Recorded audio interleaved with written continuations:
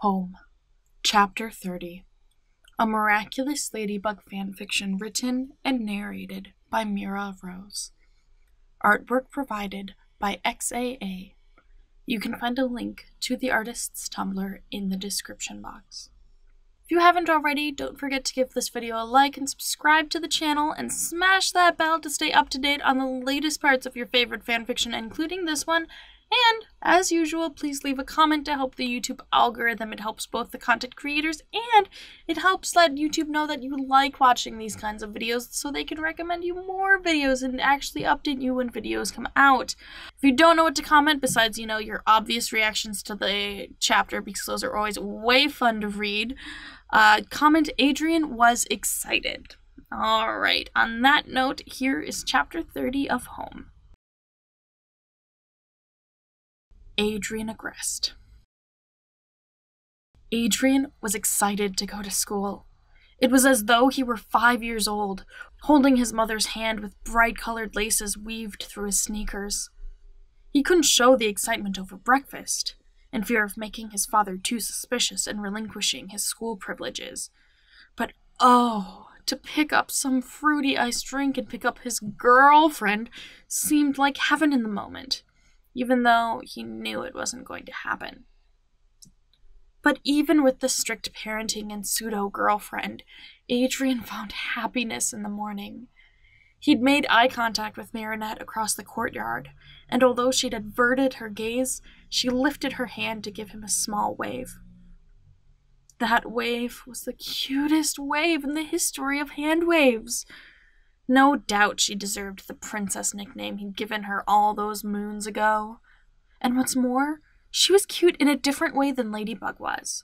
There was no comparing the two, nor did he want to.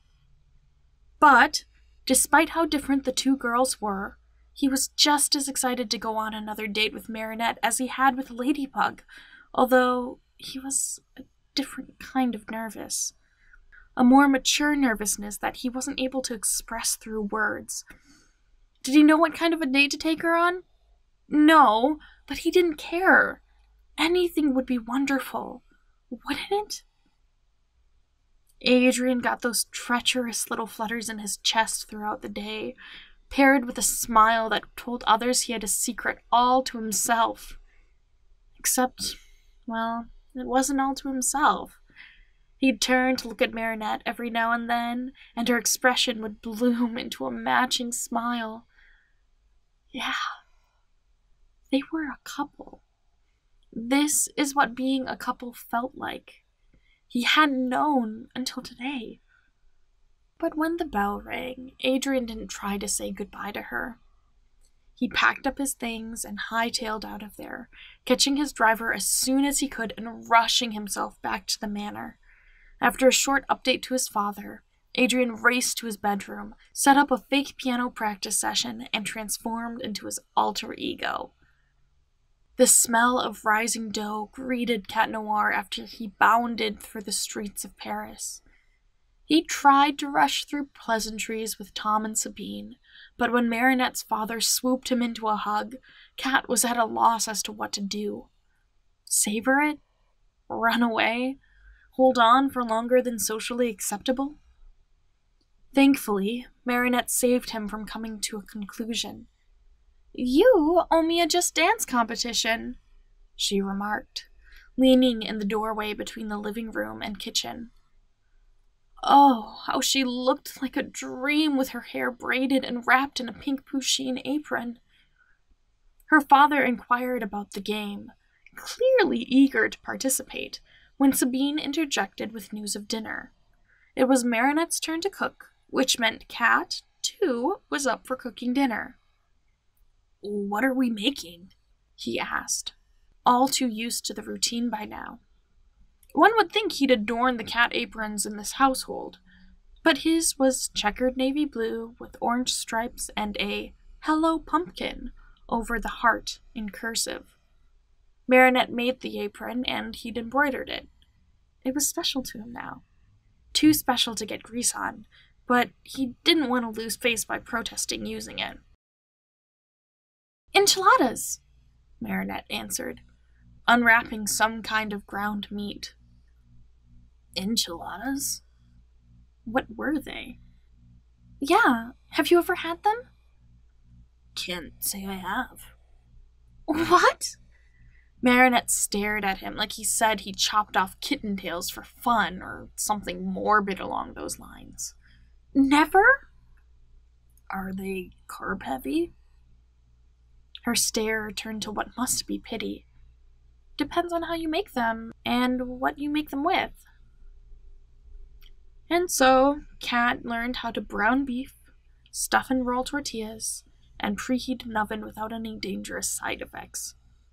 He did get Marinette to laugh by sprinkling the cheese on top like he was part of the salt meme that circulated a few years back. And realistically, that would be the moment he remembered most for the night. So they danced while the food baked, then washed their hands, or supersued, before sitting down to dinner as family, Cat across from Tom and next to Marinette. Yeah.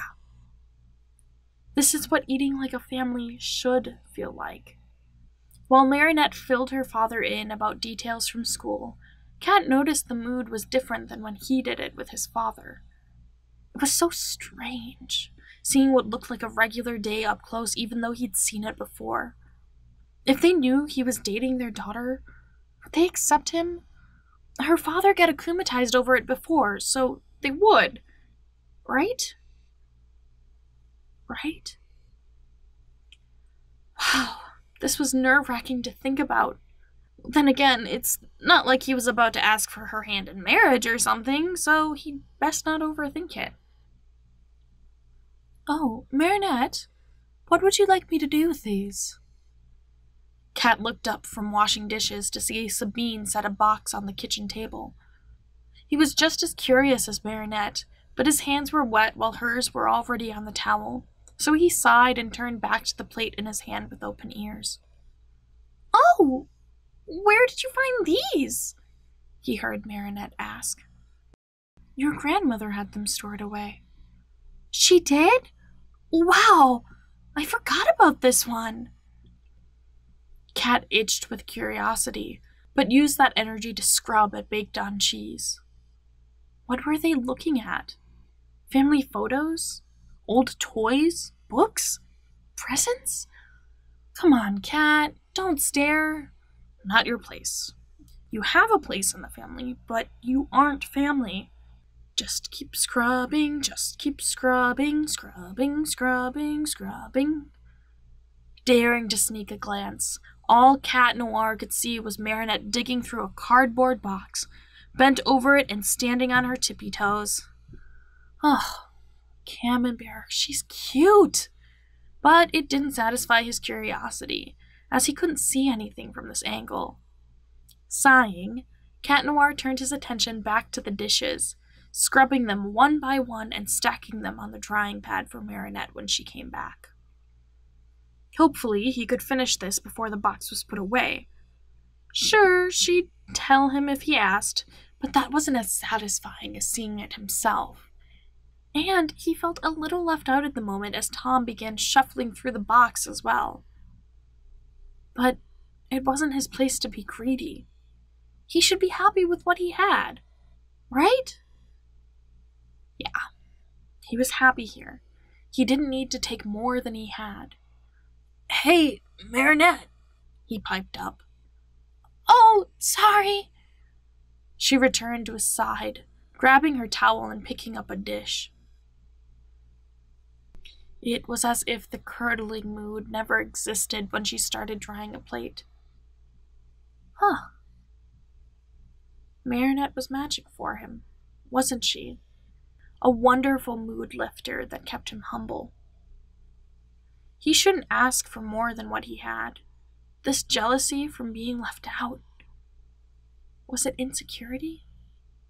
Cat was happy here, and he wanted to keep it that way. Sure, he wasn't entirely comfortable, but part of that was on him, and he knew he would grow into this family with time. Yeah, Cat would grow into this family with time. Thank you so much for listening. Chapter 31 is on the way. As usual, please leave a comment if you've made it this far. If you don't know what to comment, you can put cat is family. Don't forget to leave a like and don't forget to subscribe if you haven't already. Thank you so much, and I will catch you in the next one. Bye!